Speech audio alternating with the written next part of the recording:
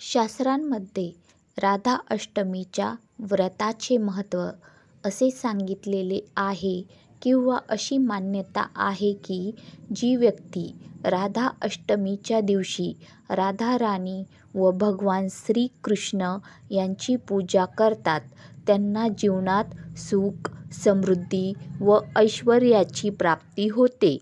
त्यासोबतच त्यांना दाम्पत्य जीवन सुखी होते.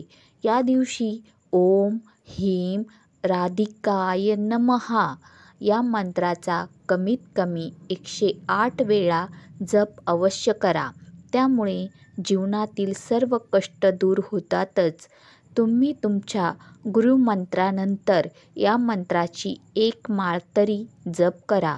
असे म्हटले जाते की ज्यांना श्रीकृष्णाचा आशीर्वाद प्राप्त करायचा आहे त्यांनी राधाराणीचा आशीर्वाद प्राप्त केला पाहिजे. राधाराणीचे व्रत महिलांनी अखंड सौभाग्य प्राप्तीसाठी तसेच संतान सुख प्राप्तीसाठी करतात. हे व्रत महिला, पुरुष, कन्या 8 वर्षापासून ते 80 वर्षापर्यंतची व्यक्ती, मुले, मुली यांनी करावे. ज्यांनी कृष्ण अष्टमीचे व्रत केले त्यांनी राधा अष्टमीचे व्रत केल्यावर संपूर्ण फळ मिळते.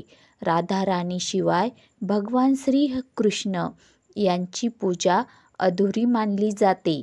पूर्ण वर्षभर राधाराणीचे पाय झाकलेले असतात.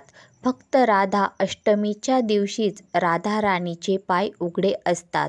त्यामुळे या दिवशी राधाराणीच्या पायाला हात लावून दर्शन केले जाते.